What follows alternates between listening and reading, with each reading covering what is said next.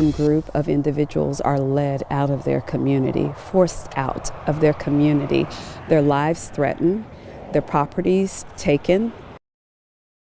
Today marks 100 years since what has been called the racial cleansing of Catcher, a rural town between Fort Smith and Van Buren. 100 years later, local filmmakers are announcing plans for a documentary about the violent events that left one man and one woman dead, 15 people in prison, and drove 300 black citizens from their homes. 5 News reporter Morgan Wrigley spoke with one of the people involved in bringing the story of Catcher back to life, who shares why it's important to shine a light on it today.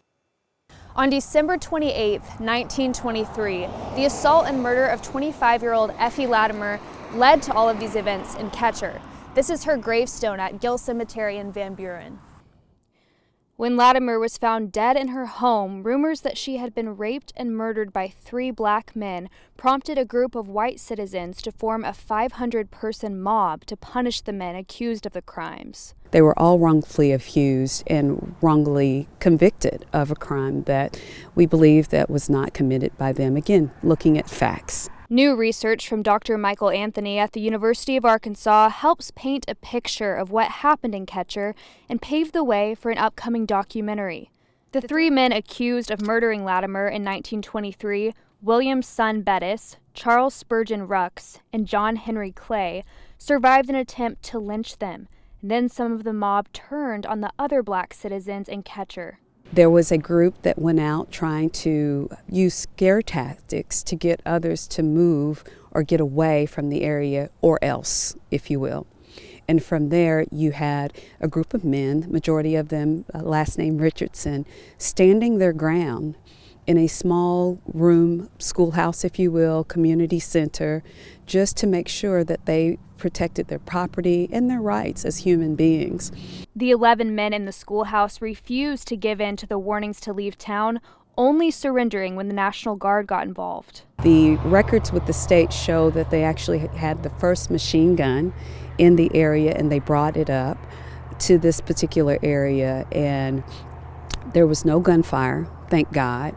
But at that time, that's when the men surrendered. The violence ended with the shooting death of one of the suspects' fathers by a deputy sheriff, 15 men in jail, and the exodus of all the black families in town across the river to Fort Smith, forced to leave everything behind, including their land and mineral rights.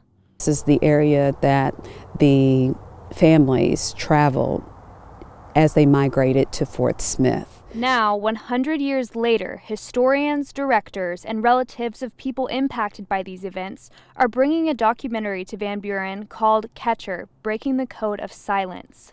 Talisha Richardson joining the efforts to bring the documentary to life, as her husband's family was among those impacted by these events.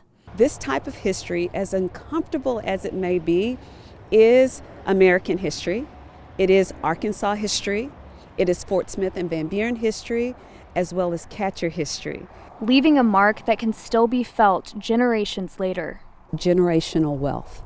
How is it created? It's passed on from generation to generation. There are so many black families, black communities that were producing wealth at this time in their own space, coexisting, and then at any given time, the laws were not on their side that forced them to basically give their possessions, give their wealth away. Richardson says this documentary is a first step in what she hopes will be an even bigger movement of looking deeper, acknowledging what happened in history. But how can we, as a people, grow from these stories, again, to keep them from happening again? In Crawford County, covering news where you live, Morgan Wrigley, 5 News. William Bettis and Charles Rux were both executed for the murder of Effie Latimer, given the electric chair just 6 months later in June of 1924. John Henry Clay, who was just 14 at the time of that murder, was sentenced to life in prison. In 1928, he was found dead from exposure in a field near the Cummins prison camps. Catcher, Breaking the Code of Silence premieres February 10th at the King Opera House in Van Buren.